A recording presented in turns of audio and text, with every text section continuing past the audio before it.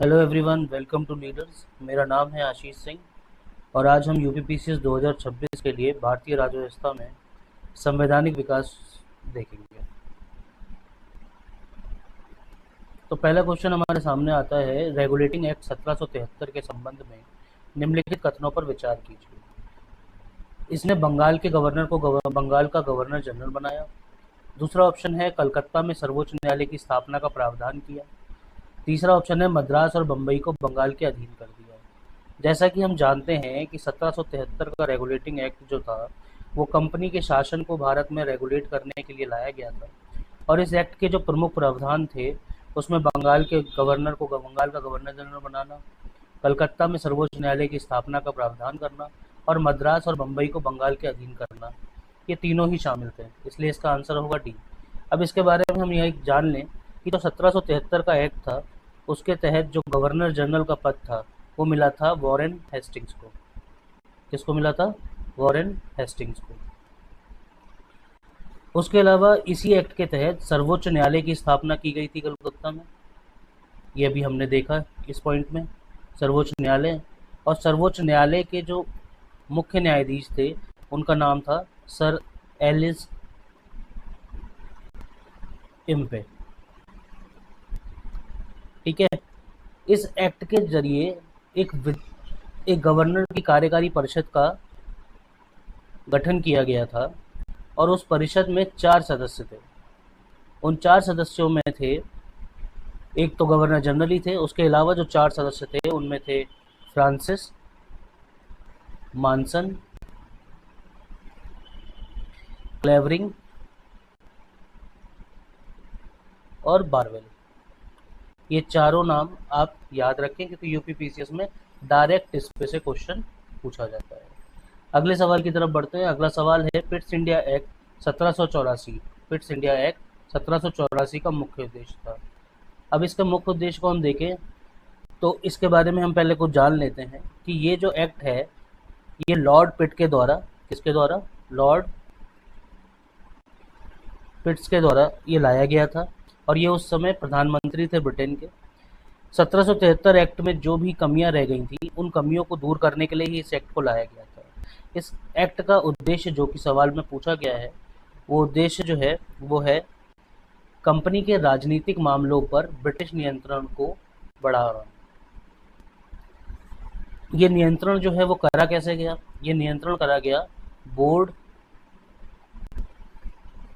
माफ कीजिएगा, board of directors के द्वारा। ठीक है। अगले सवाल की तरफ बढ़ते हैं। चार्टर एक्ट 1813 द्वारा क्या किया गया? पहला, कंपनी का व्यापारिक एकाधिकार पूर्णतः समाप्त कर दिया गया। दूसरा ऑप्शन है, केवल चीन व्यापार समाप्त किया गया। तीसरा ऑप्शन सी है, भारतीय व्यापार पर कंपनी का एकाधिकार समाप्त कर दिया गया। चौथा ऑप्शन डी है, प्रांतीय स्वायत्तता प्रदान की गई।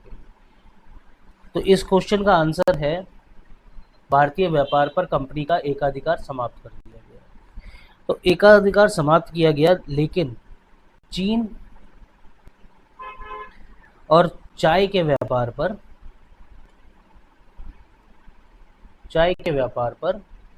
एकाधिकार अभी भी बना रहा। कंपनी का एकाधिकार बना रहा। ठीक है। ये जो 1813 का चार्टर एक्ट था ये 20 वर्षों के लिए लाया गया था। आगामी 20 वर्षों तक के लिए इसे लाया गया था। इसी एक्ट में पहली बार शिक्षा के लिए 1 लाख रुपए का प्रावधान किया गया था। किसके लिए? शिक्षा के लिए 1 लाख रुपए का प्रावधान किया गया था। उसके अलावा इस एक्ट में ईसाई धर्म प्रचारकों को भारत में धर्म प्रचार करने की अनुमति दी गई थी। ईसाई धर्म प्रचार की अनुमति जो है वो भारत में अनुमति प्रदान करने वाला एक्ट भी यही है। ठीक है। उम्मीद करता हूँ आप जितने भी एक्स्ट्रा पॉइंट हैं उन्हें लिखते जा रहे होंगे अपने साथ में। आगे बढ़ते हैं अगले सवाल की तरफ। अगला सवाल है, चार्टर एक्ट 1833 के संबंध में निम्नलिखित कथनों पर विचार कीजिए। पहला ऑप्शन है, पहला कथन है सॉरी, इसने बंगाल के गवर्नर जनरल को भारत का गवर्नर जनरल बनाया। दूसरा ऑप्शन है कंपनी की व्यापारिक गतिविधियों का अंत कर दिया। तीसरा ऑप्शन है विधि संहिताकरण हेतु प्रथम विधि आयोग का प्रावधान किया गया।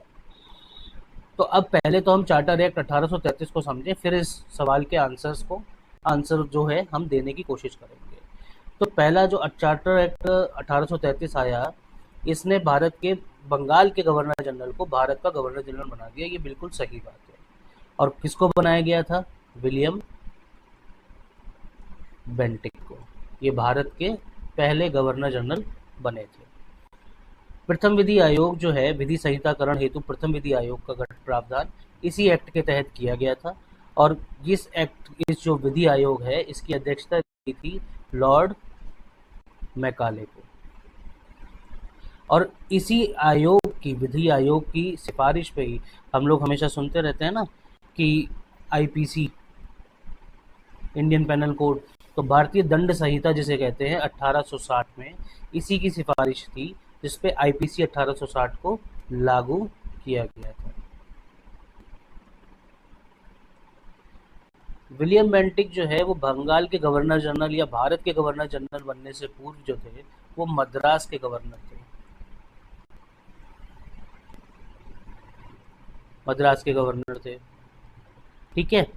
सती प्रथा उन्मूलन में विलियम बेंटिक का योगदान रहा है, ठीक है।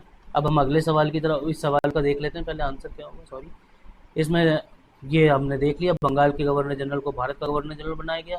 और कौन बना? विलियम बेंटिक बने। इससे पहले विलियम बेंटिक कहाँ थे? मद्रास के गवर्नर थे। दूसरे नंबर पे आता है कंपनी की व्यापारिक गतिविधियों को अंत कर दिया गया। बिल्कुल, अब कंपनी जो है वो शुद्ध प्रशासनिक निकाय के तौर पर सामने आ गई, ठीक है, शुद्ध प्रशासनिक निकाय बन गई। इस हिसाब से हम देखते हैं पहला भी सही है, दूसरा भी सही है, तीसरा भी सही है, तो इसका आंसर हो जाएगा ऑप्शन डी। अगले सवाल की तरफ बढ़ते हैं। भारत शासन अधिनियम 1858, इसके अंतर्गत क्या हुआ? वायसराय का पद समाप्त हुआ, भारत सचिव का पद सृजित हुआ, संघीय न्यायालय की स्थापना हुई या प्रांतीय स्वायत्तता लागू हुई? तो भारत शासन अधिनियम जो है 1858, इसके बारे में बहुत इम्पोर्टेंट अधिनियम माना जाता है ये। इससे पहली चीज़ तो हुई कि कंपनी का शासन समाप्त हुआ और ब्रिटिश क्राउन का शासन भारत में शुरू हो गया। इसको सुशासन का अधिनियम भी कहा जाता है, इंग्लिश में से गुड गवर्नेंस अधिनियम भी कहते हैं, सुशासन का अधिनियम बोला जाता है। इसके बारे में जानने लायक पहली चीज़ ये है कि सुशासन का अधिनियम है। दूसरी बात इसमें क्या है कि इसकी घोषणा जो है वो लॉर्ड कैनिंग ने की थी, ठीक है, लॉर्ड कैनिंग ने की थी। लॉर्ड कैनिंग ही भारत के पहले वायसराय थे। लॉर्ड कैनिंग द्वारा कहाँ की गई थी? इसकी घोषणा लॉर्ड कैनिंग ने की थी इलाहाबाद, जो आजकल प्रयागराज के नाम से जाना जाता है, इलाहाबाद के मिंटो पार्क में की गई थी। मिंटो पार्क में की गई थी। और इसी घोषणा पत्र में महारानी को भारत की साम्राज्ञी का खिताब दिया गया था। और ये घोषणा की जो तारीख है वो है 1 नवंबर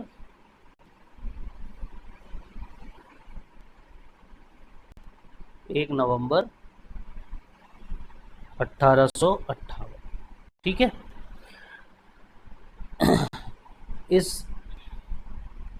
अब इसका सवाल के जवाब की तरफ बढ़ते हैं। तो जैसा कि हमने देखा, वायसराय का पद समाप्त हुआ था, नहीं, वायसराय का पद बना था।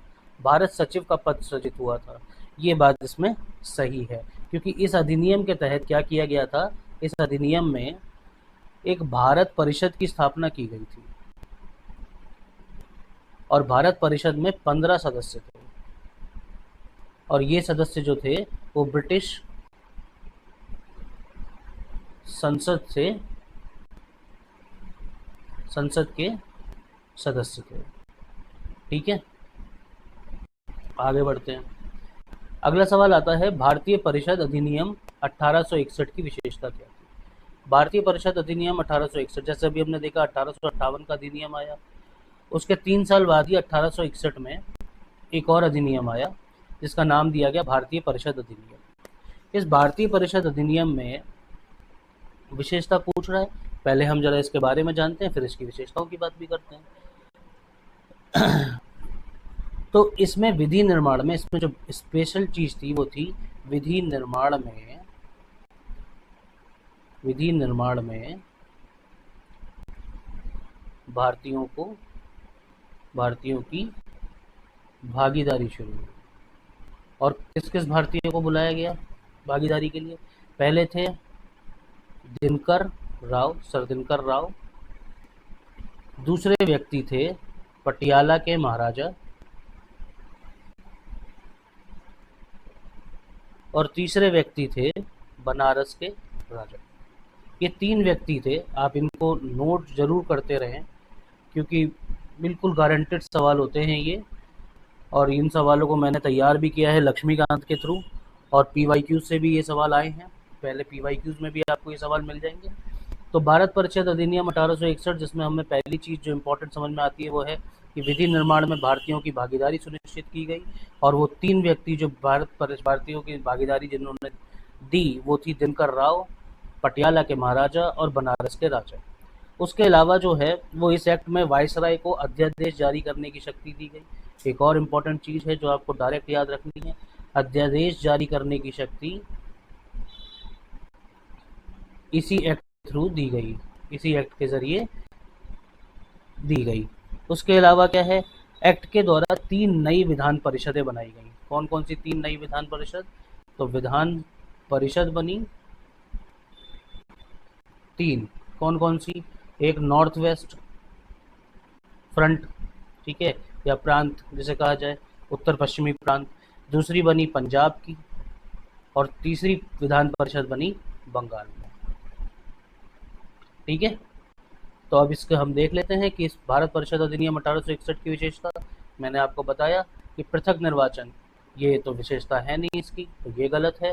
द्वैध शासन, ये भी गलत है। पोर्टफोलियो प्रणाली, ये यहाँ शुरू की गई। और संघीय ढांचा, ये भी नहीं। वैसे मैं आपको एक बता देता हूँ मोटा मोटी, पृथक निर्वाचन जो है वो 1919 के अधिनियम से आया। द्वैध शासन जो है वो 1919 के अधिनियम से आया। सॉरी, पृथक निर्वाचन 1909 से है और 1919 से द्वैध शासन है। और संघीय ढांचा 1935 के अधिनियम से आया है। तो हमारा आंसर होता है पोर्टफोलियो प्रणाली। अब पोर्टफोलियो प्रणाली होती क्या है? पोर्टफोलियो प्रणाली जैसे आज विभागीय प्रणाली है या मंत्रालय प्रणाली है कि एक प्रभारी मंत्री को एक मंत्रालय की जिम्मेदारी सौंपना। इसका उद्देश्य था प्रशासनिक दक्षता को लाना। आगे बढ़ते हैं अगले सवाल की तरफ। तो भारतीय परिषद अधिनियम 1892 के बारे में कौन सा कथन सही है? 1892 के बारे में। तो भारत परिषद अधिनियम जो है वो 1892, उसमें पहली बार पृथक निर्वाचन दिया गया।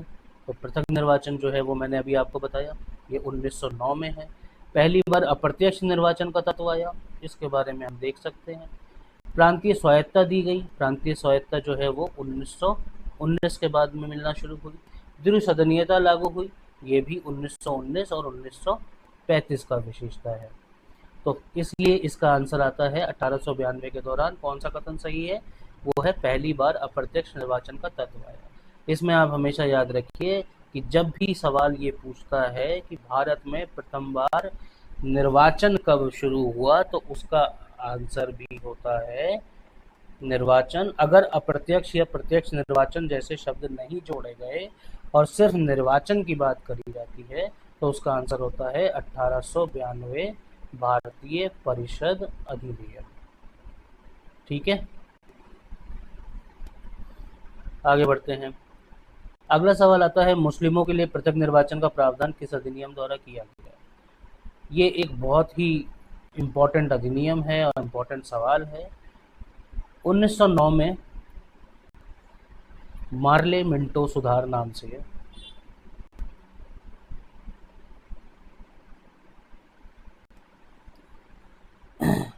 भारत परिषद अधिनियम आया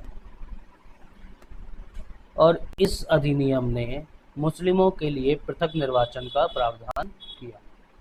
ठीक है, अब इस समय ये जो मार्ले और मिंटो जो दो नाम हैं, ये इसमें मार्ले जो हैं वो उस समय तात्कालिक जो है भारत सचिव के पद पर थे, और मिंटो जो है वो उस समय भारत के वायसराय के पद पर थे। इसीलिए इसको मार्ले मिंटो सुधार कहा जाता है। पृथक निर्वाचन होता क्या है? तो पृथक निर्वाचन जो है वो एक ऐसी निर्वाचन प्रणाली है जिसमें विशेष धर्म या जाति के लिए सीटें आरक्षित कर दी जाती हैं। क्या कर दी जाती हैं? सीटें आरक्षित कर दी जाती हैं। और इस व्यवस्था के तहत एक आरक्षित समुदाय जिसके लिए भी करी गई है, वो आरक्षित समुदाय के उम्मीदवार को वोट देने का अधिकार भी जो है वो उसी समुदाय के मतदाता को मिलता है। जैसे ये मुस्लिमों के लिए है, तो मुस्लिमों के लिए क्या करा जाएगा? मुस्लिमों के लिए क्षेत्र की सीट आरक्षित कर दी, सीट आरक्षित करी। और इस सीट पे जो वोट डालने का अधिकार है, वोट डालने का अधिकार वो भी मुस्लिम समुदाय को दिया गया। ठीक है, अगले सवाल की तरफ बढ़ते हैं। अगला सवाल है, मार्ले मिंटो सुधार 1909 के संबंध में निम्नलिखित कथनों पर विचार कीजिए। पहला सवाल है, पृथक निर्वाचन की शुरुआत हुई, अभी अभी हमने पढ़ा, ये सही है पहला कथन। केंद्रीय विधान परिषद में सदस्यों की संख्या बढ़ाई गई, ये भी सही है। पहली बार भारतीयों को वायसराय की कार्यकारिणी परिषद में स्थान मिला, ये भी सही है। तो 1909 का जो अधिनियम है उसमें केंद्रीय विधान परिषद के सदस्यों की संख्या कितनी कर दी गई थी? 16 सदस्य थे और वो बढ़ के अब 60 हो गए थे। प्रांतों में भी सदस्यों की संख्या बढ़ी थी। प्रांतों की विधान परिषद में सदस्य संख्या यहाँ भी बढ़ी थी, पर अलग अलग राज्यों में अलग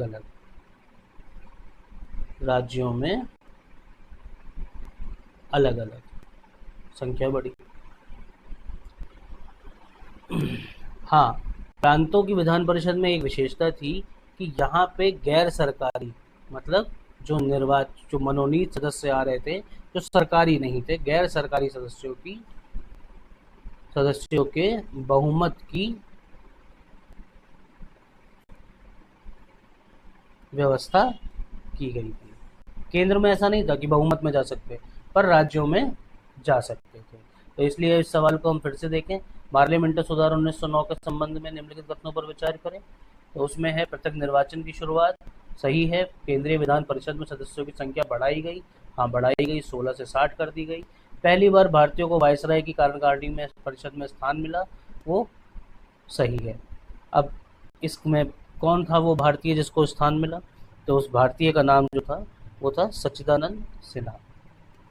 सच्चिदानंद सिन्हा। ठीक है, आगे बढ़ते हैं। अगला सवाल है, निम्नलिखित में से किस अधिनियम को उत्तरदायी शासन की दिशा में महत्वपूर्ण कदम माना जाता है? उसका आंसर है 1919 अधिनियम। इसको हम मॉन्टेग्यू, चेम्सफोर्ड सुधार भी कहते हैं। ये जब 1917 में होम रूल का आंदोलन चल रहा था, उस समय अगस्त घोषणा की गई। ठीक है, ये याद रखें आप डेट, अगस्त 1917 में। और उस घोषणा में कहा गया कि जल्द ही उत्तरदायी शासन की शुरुआत की जाएगी, और उसी घोषणा के अनुरूप इस अधिनियम को लाया गया। ठीक है, अब ये उत्तरदायी शासन था कैसे? उत्तरदायी शासन में विषयों को, राज्य जो प्रांत थे उनके विषयों को दो हिस्सों में बांट दिया गया। एक था आरक्षित और दूसरा था हस्तांतरित।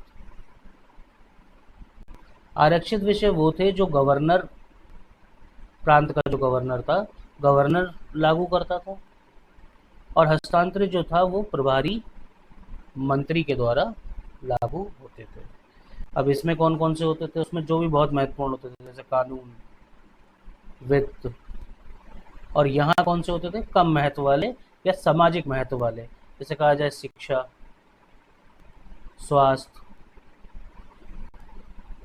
स्वच्छता। ठीक है, आगे देखते हैं। अगला सवाल आता है, भारत शासन अधिनियम 1919 में प्रांतों में द्वैध शासन के अंतर्गत कौन सा विषय आरक्षित था? जैसे मैंने अभी बताया आरक्षित विषय थे, तो आरक्षित विषयों में शिक्षा जो था वो हस्तांतरित था, स्थानीय शासन जो था वो भी हस्तांतरित था। ये जो पुलिस का शासन, पुलिस जो थी वो एक आरक्षित विषय थी। आरक्षित विषय मतलब गवर्नर के द्वारा इसमें कार्रवाई की जाएगी। ठीक है, अगले सवाल की तरफ बढ़ते हैं। भारत शासन अधिनियम 1935 के संबंध में विचार कीजिए। तो भारत शासन अधिनियम 1935 के बारे में कथन है, प्रांतीय स्वायत्तता का प्रावधान किया गया, संघीय न्यायालय की स्थापना की गई और केंद्र में द्वैध शासन का प्रावधान किया गया। तो इसमें हम पहले कुछ देख लें। तो 1935 का जो अधिनियम है ये साइमन कमीशन आया, साइमन कमीशन की जो रिपोर्ट्स थी उस पे जो गोलमेज सम्मेलन हुए, उन रिपोर्टों का सम्मिलित, इन दोनों का सम्मिलित प्रावधान जो है वो इसमें दिए गए। तो इसमें जो मेन प्रावधान थे वो था भारतीय संघ की स्थापना, दूसरा था शक्ति विभाजन,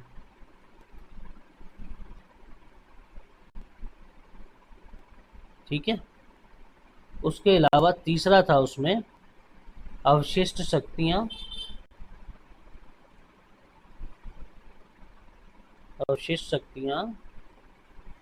वायसराय को,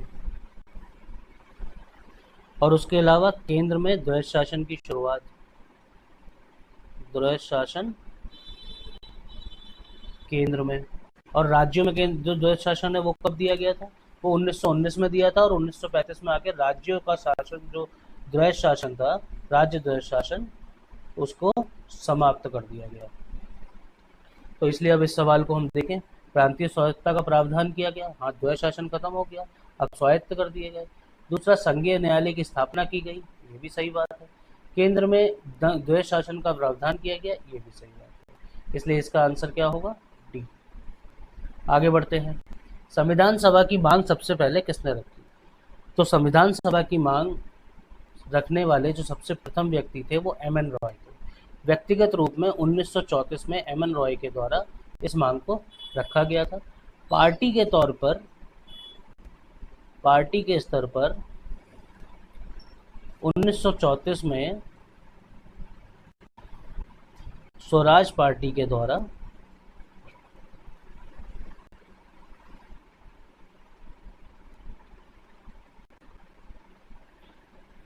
इस मांग को फर्स्ट टाइम रखा गया था। तो इसका आंसर हो गया एम.एन. रॉय 1934।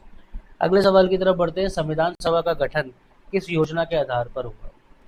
तो संविधान सभा का गठन, संविधान सभा के लिए जब मांग तेज होने लगी 1930 के बाद, हमने पूर्ण स्वतंत्रता की मांग शुरू कर दी थी, और उसके बाद अगस्त प्रस्ताव आया, अगस्त घोषणा की गई, उसके बाद क्रिप्स मिशन आया, ठीक है। तो क्रिप्स मिशन की जब विफलता हो गई, उसके बाद और कुछ प्रयास हुए, तो संविधान सभा का गठन जो है वो कैबिनेट मिशन की योजना के अनुसार किया गया। तो क्या होगा इसका आंसर? कैबिनेट मिशन की योजना के अनुसार किया गया। इस मिशन में 3 सदस्य थे, एक क्रिप्स, जैसा भी हमने देखा ये क्रिप्स योजना इन्हीं की थी, क्रिप्स, दूसरे थे पैथिक लॉरेंस,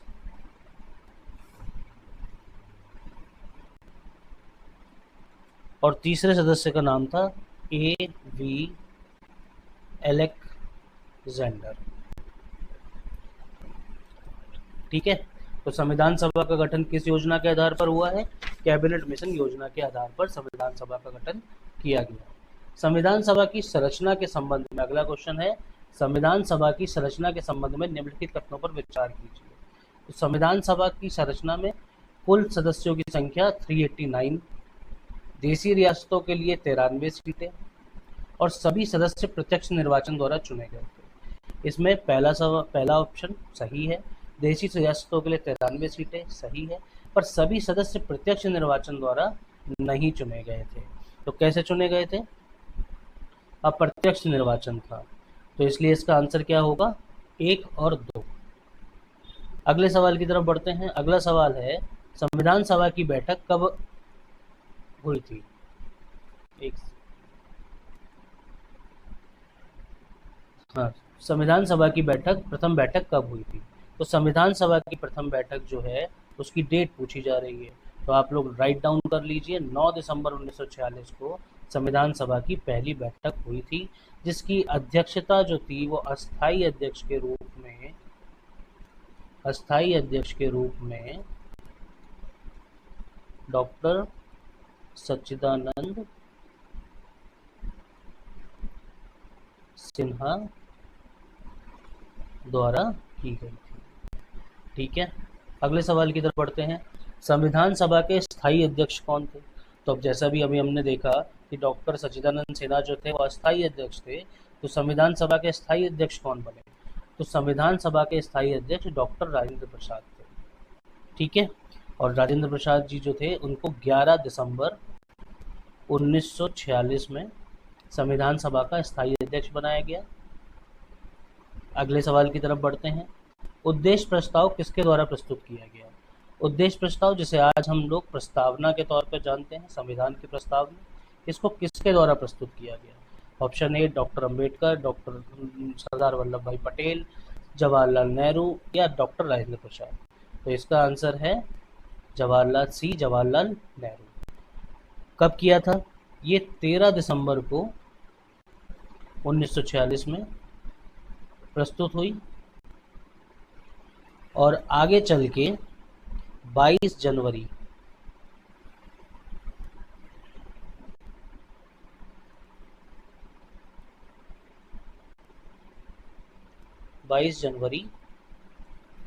1947 में इसे संविधान में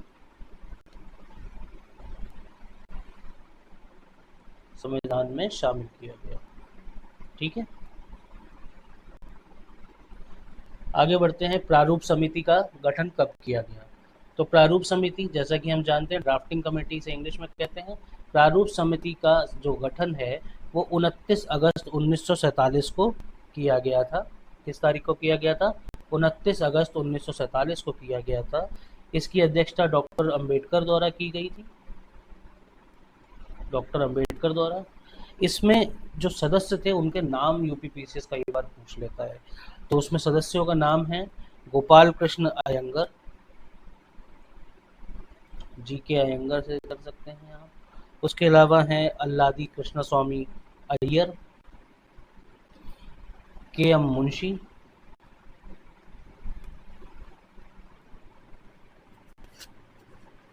ठीक है। उसके अलावा हैं सैयद मोहम्मद सादुल्ला और अंतिम व्यक्ति हैं टी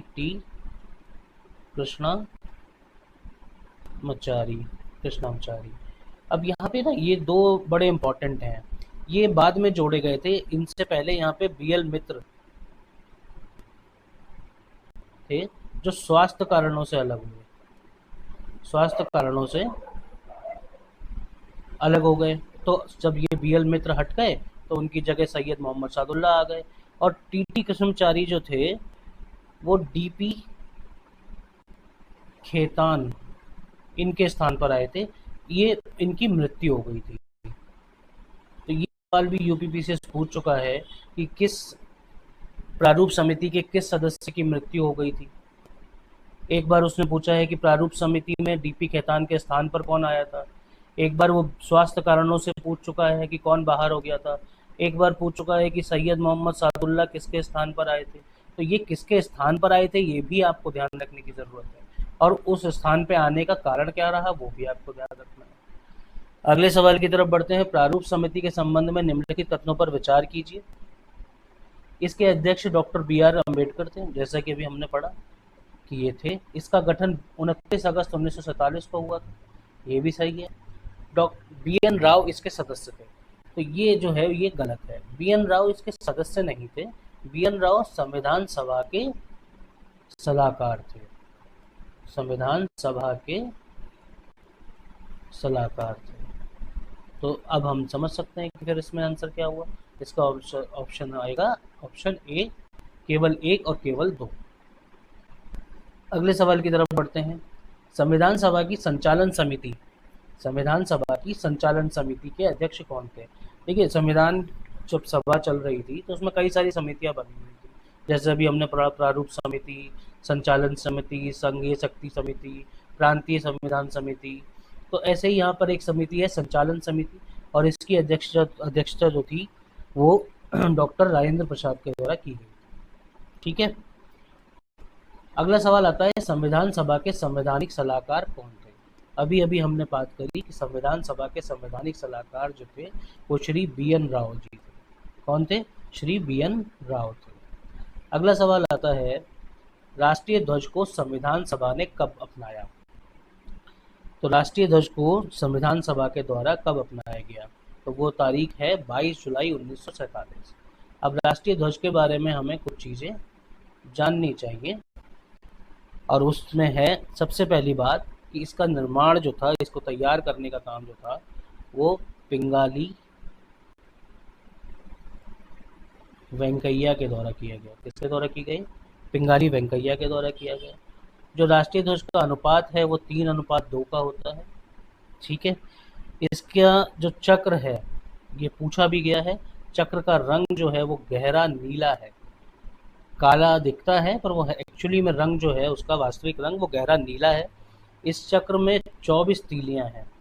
इस चक्र को जो है वो सारनाथ के धर्म चक्र से लिया गया है, सारनाथ के धर्म चक्र से लिया गया है। एक और बड़ी इंपॉर्टेंट चीज़ होती है कि जो रंग हैं हमारे तिरंगे के, उन रंगों का मीनिंग मतलब क्या होता है। यूपीपीसीएस ये सवाल पूछ चुका है।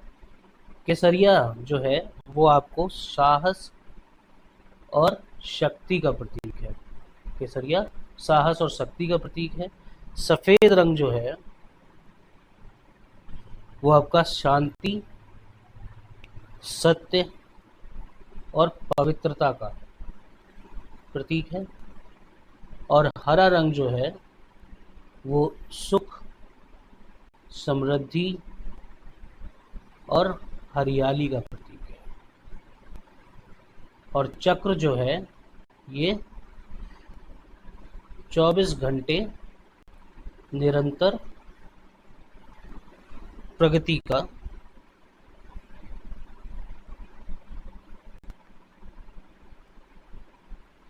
माफ कीजिएगा प्रगति का प्रतीक है।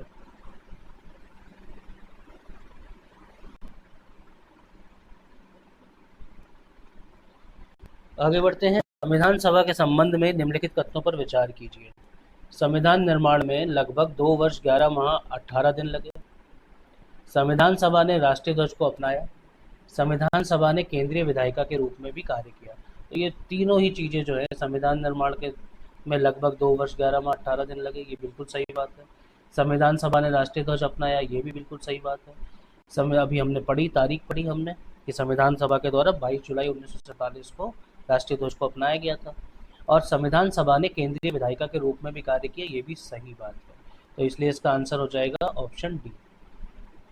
अगले सवाल की तरफ बढ़ते हैं। अगला सवाल जो है वो है, संविधान सभा द्वारा संविधान को अंगीकृत कब किया गया। तो संविधान सभा द्वारा संविधान को अंगीकृत करने की तारीख जो है वो प्रस्तावना में दी गई है। प्रस्तावना में ये तारीख दी हुई है और वो तारीख है 26 नवंबर 1949। 26 नवंबर 1949 दिन भारतीय संविधान सभा द्वारा संविधान को अंगीकृत किया गया था। अगले सवाल की तरफ बढ़ते हैं। संविधान सभा के कुल निर्धारित सदस्यों की संख्या क्या थी। संविधान सभा के कुल निर्धारित सदस्यों की संख्या क्या थी। संविधान सभा के जो कुल निर्धारित सदस्य थे उनकी संख्या थी 389। ये जो 389 सदस्य थे ये विभाजन से पूर्व थे, विभाजन से पहले। जब विभाजन हो गया तब सदस्यों की अब इसमें इसको कैसे बांटा था, इसको बांटा गया था 389 में 292 ये प्रांतों से आएंगे ये 93 जो थे वो देसी रियासतों से आएंगे,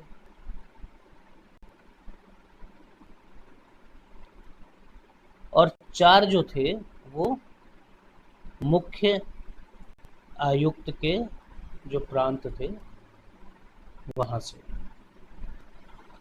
पर जब विभाजन हो गया तब ये जो संख्या थी ये आ गई आपकी 299, और इनको इसी तरीके से फिर बांटा गया।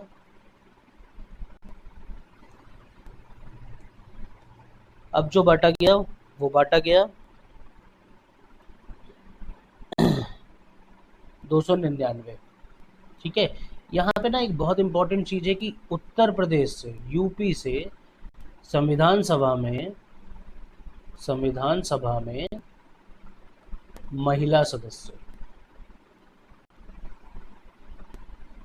तो टोटल जो महिला सदस्य थी संविधान सभा में वो थी 15, और उत्तर प्रदेश से जो महिला सदस्य आई वो आई 5, और वो 5 थी सुचेता कृपलानी, पूर्णिमा बनर्जी, कमला चौधरी, विजय लक्ष्मी पंडित और बेगम एजाज रसूल। तो बेगम एजाज रसूल भी बहुत इंपॉर्टेंट है, इनको नाम याद रखिए, क्योंकि ये एकमात्र मुस्लिम महिला सदस्य थी इस पूरी संविधान सभा की। तो thank you for watching, subscribe कीजिए अगर आपको ये वीडियो पसंद आई है, जुड़े रहिए हमारे साथ, हम जल्द ही अगले वीडियो के साथ आपके सामने आएंगे, और ऐसे ही पूरी पॉलिटी को हम कवर करेंगे। हर एक इम्पॉर्टेंट चीज़ जो आपके एग्ज़ाम में डायरेक्ट पूछी जाएगी हम कोशिश करेंगे, और हम वादा करते हैं कि हम वो आपको हर हाल में कराएंगे। आप अपना पेन और कॉपी लेकर बैठा करिए, और इन सभी चीज़ों को जो मैंने एक्स्ट्रा लिख के दी हैं उन सभी चीज़ों को लिखिए। गारंटी है कि एग्ज़ाम इससे बाहर नहीं जाएगा, पॉलिटी का सेक्शन आपका पूरा कंप्लीट हो जाएगा। ठीक है, थैंक यू, बाय।